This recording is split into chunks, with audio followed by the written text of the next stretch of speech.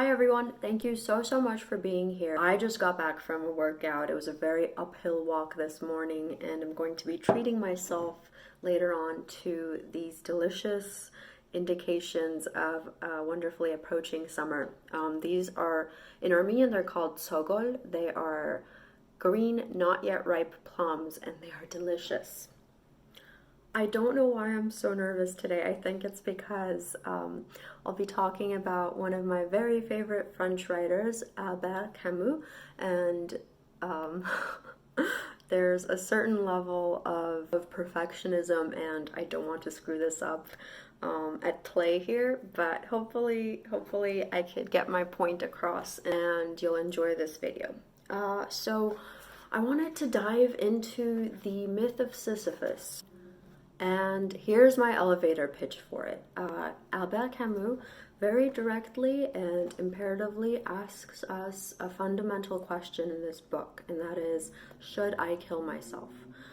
Camus responds with a resoundingly blunt no. In literary form, he titles his response The Myth of Sisyphus. Put in a different way, this book explores the question, how do we live in the face of an absurd world, a meaningless world, a world that is indifferent to us? How do we make sure that life is still worth living? And knowing that the world is absurd, how can we become or remain at home in it? I've heard people characterize Camus as depressing. I completely disagree, and I hope I can convince you as to why here in this video.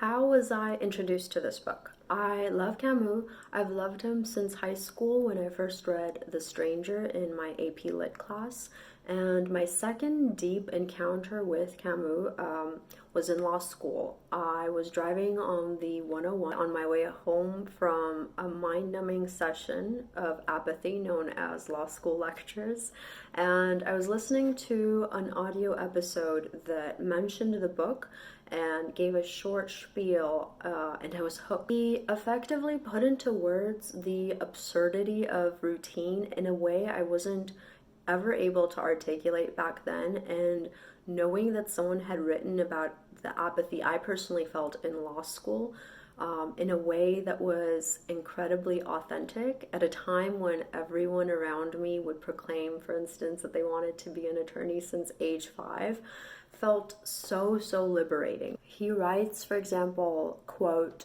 "The stage sets collapse, rising streetcar, 4 hours in the office or the factory, meal, streetcar, 4 hours of work, meal, sleep, and Monday, Tuesday, Wednesday, Thursday, Friday, Saturday, and Sunday, according to the same rhythm." You effectively become conscious of the absurd when reading Camus. And so the rest of the car ride, all I remember was oscillating between being determined to quit law school the very next day and deciding to stick it through, and also going through a roller coaster of emotions, like looking at fellow drivers and smiling at them with happiness from ear to ear at the thought of freeing myself from the shackles of school, and at the same time realizing in tears that realistically I was inevitably somehow still binding myself to law school.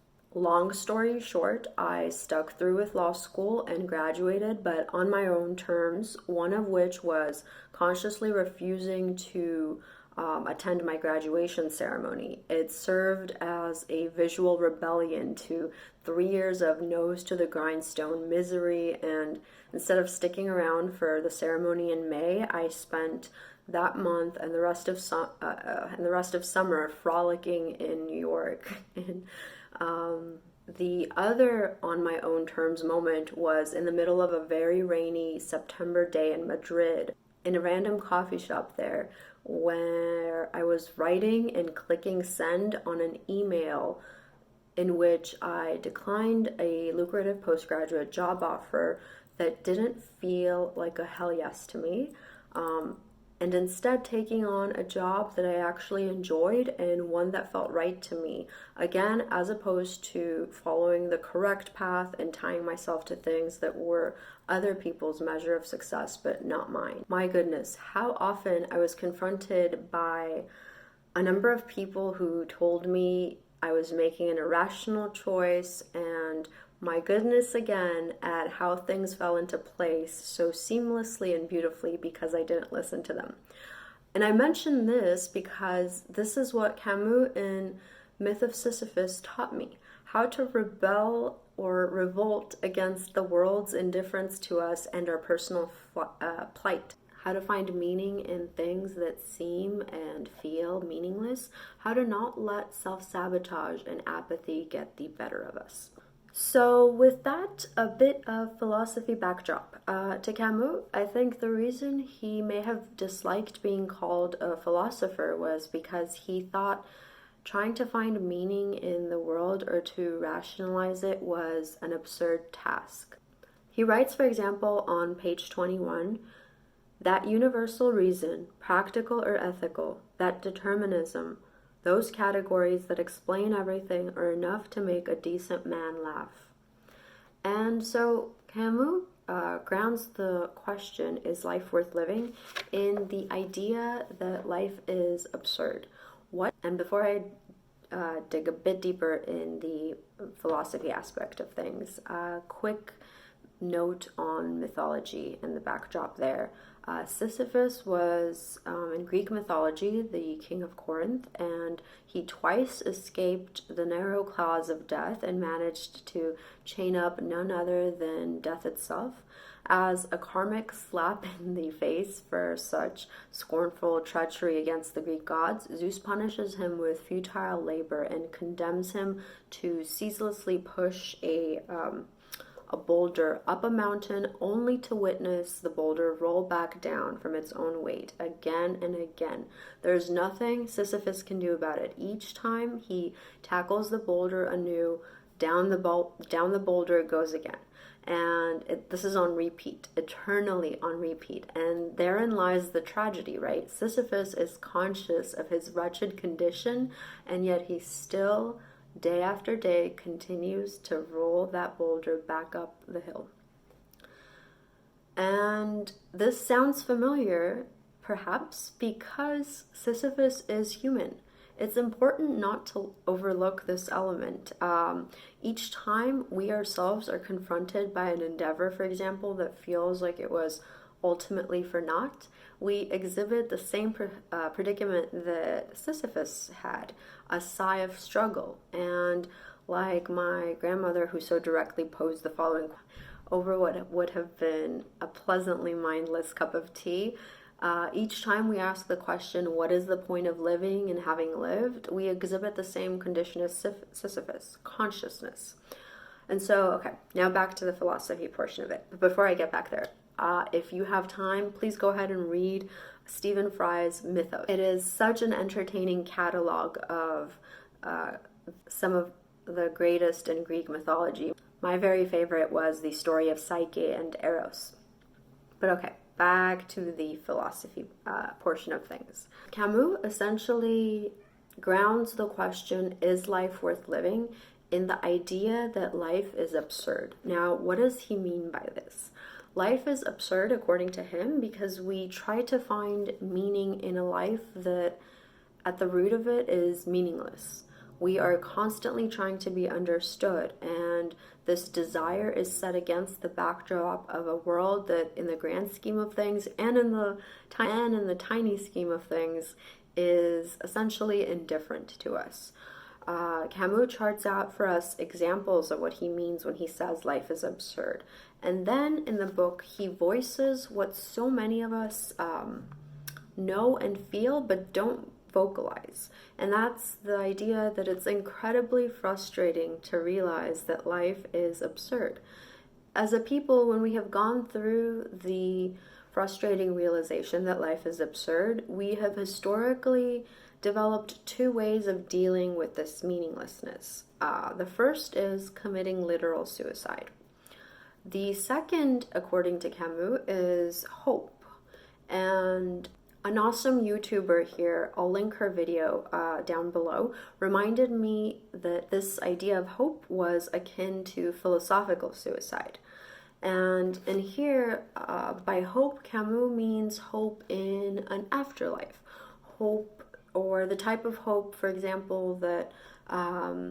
comes with the Superman, Batman, etc. plotline. This idea of living for a just cause greater than yourself. Through this philosophical essay, Camus tries to offer us a more noble alternative to suicide and hope. He calls it living in rebellion or in revolt, in authenticity and integrity, effectively accepting the world for what it is without rose-colored glasses on, but also still with functioning eyes. I'm personally still a little shaky on what separates Camus from existentialist thinkers. Hopefully I can finish up reading The Rebel soon and get a better understanding of that. If anyone would like to chime in on the differences, please feel free to do so in the comments down below. But what I personally took away from my reading so far is that Camus doesn't identify with the existentialists because he and the existentialists may have had the same starting point, i.e. that life is absurd, but the existentialist despair sort of departs on its own path by saying that in the face of this, we should create our own meaning. For Camus, that's not the case. He wants us to revel in the meaninglessness of it and to live life to the fullest, having acknowledged that, yes, indeed, life around us is absurd. So for Camus, the triumphant and noble hero here is Sisyphus, because as Camus writes on, let's see here, on page 120, his scorn of the gods, his hatred of death, and his passion for life won him that unspeakable penalty in which the whole being is exerted toward accomplishing nothing. And this is to show that we are to embrace, quote, the certainty of a crushing fate without the realization that ought to accompany it. He conveys his philosophical message in a more accessible way than other thinkers or writers might, because he is not bogged down with abstract thoughts and theory, and is instead giving us a dose of philosophy in the hope that we put it into action, that we put it into practice, a type of philosophy that is applicable to our day-to-day existence and personal ethic. And his message is, it's so interesting. He wants to remind us that life, despite being peeled of rhyme or suddenly stripped of reason, is not unworthy of living. Despite being meaningless, life is still worth living.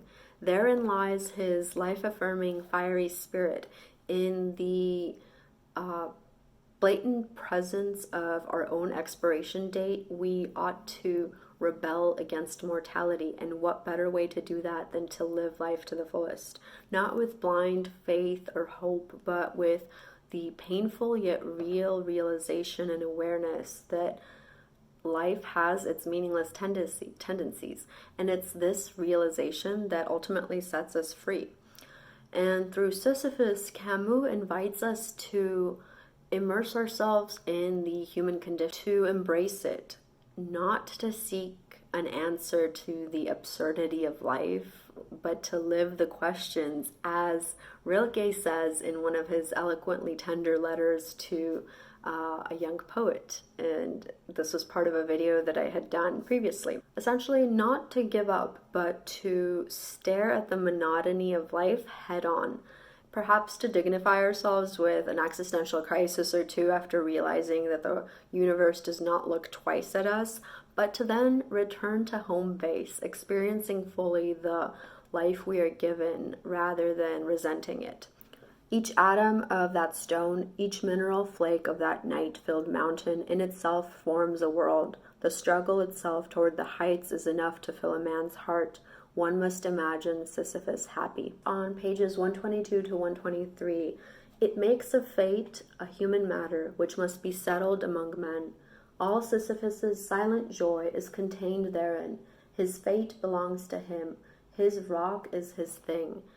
A message that tries to convey to us that we should take ownership of it all. The sorrows and the happiness, the bad and the good. Each time Sisyphus goes after the rock that comes tumbling down after all that effort that he had exerted to bring it to height, he becomes conscious of his miserable fate. And yet, despite this, he pretty much says, do your worst, and accepts his bitter fate, and stronger than ever carries on with such an absurd life. And this resonated with me very much, not only for its message, but also, as much as I love finding contradictions in the literary world, I also adore the idea of parallels that may run across different writers. Here's one, for example, I've been admiring, and it's that very idea of accepting and taking ownership of ourselves against this backdrop of an indifferent world that I found a parallel with in literary form. So this here is the philosophical essay, sort of like a blueprint to the literary novel that he tried to create out of this philosophical idea, and he titled it The Stranger. Some of you may have read it. Highly recommend also reading that. I've also been asked on Instagram, where do I start off with Camus? Should I read one before the other? And now that I think of it, I think it might make sense to go ahead and read this first and have it accompanied by The Stranger, because The Stranger sort of puts into action, into character form, all of these ideas in a more fiction. In The Stranger, Camus writes, oh my goodness, sorry. I love finding random notes from the past in books. And also, wow, terrible handwriting back then, but okay. So he writes, so close to death, Maman must have felt free then and ready to live it all again. Nobody had the right to cry over her. And I felt ready to live it all again too, as if that blind rage had washed me clean, rid me of hope. For the first time in that night, alive with signs and stars, I opened myself to the gentle indifference of the world, finding it so much like myself, so like a brother really. I felt that I had been happy, and that I was happy again, for everything to be consummated, for me to feel less alone. I had only to wish that there be a large crowd of spectators the day of my execution, and that they greet me with cries of hate. In The Little Prince, for example, a completely separate realm of books, we are reminded about the different roses that the little prince encounters. Quote, you were beautiful, but you are empty, he went on. One could not die for you. To be sure, an ordinary passerby would think that my rose looked just like you, the rose that belongs to me. But in herself alone, she is more important than all the hundreds of you other roses, because it is she that I have watered, because it is she that I have put under the glass globe, because it is she that I have sheltered behind the screen, because it is for her that I have killed the caterpillars, except the 2 or 3 that we saved to become butterflies, because it is she that I have listened to when she grumbled or boasted, or ever sometimes when she said nothing, because she is my rose. And it's incredible to me that, this idea of taking ownership, despite even the fact that we might not have answers as to why certain paths or events in our life are unfolding the way that they are. Rilke, for example, is a perfect instance of this. He writes, quote, I want to beg you as much as I can, dear sir, to be patient toward all that is unsolved in your heart, and to try to love the questions themselves, like locked rooms and like books that are written in a very foreign tongue. Do not seek the answers which cannot be given you because you would not be able to live them. And the point is to live everything. Live the questions now. Perhaps you will then gradually, without noticing it, live along some distant day into the answer. My goodness, it's again that idea of ownership, that idea of being accountable for your own life despite the unanswered questions.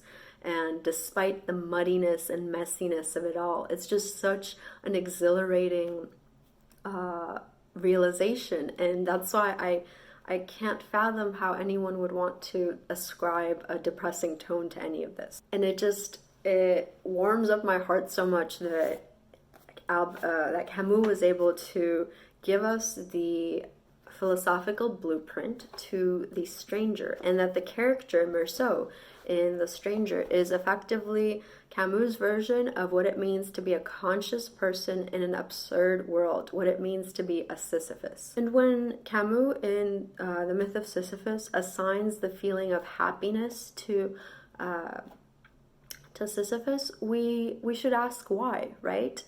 And I think a good way of approaching it is to perhaps say that because happiness means coming to terms with how frail and flawed each and every one of us is. Choosing to acknowledge that instead of getting pissed off the next time someone makes a mistake. Because happiness means understanding that our time here on earth is limited. Choosing to see that instead of embracing an ignorance is bliss approach. Because happiness is owning our struggles and the world's shortcomings, and despite them, still trying to live life beautifully. So with that said, I really hope you enjoyed this video. I am by no means an expert in any of this, but I hope this video offered you a bit of interesting material to work with and to explore further on your own as you hopefully tackle these books. I would love to hear some of your comments and impressions if you've read the book, and also please do let me know if you're interested in the book. If there's anyone out there, by the way, who needs a copy of a book and doesn't have access to it or isn't able to get it on their own, please reach out and I'd be more than happy to try to help you out if I can. With that said, until next time, hopefully I get to see you soon. Bye.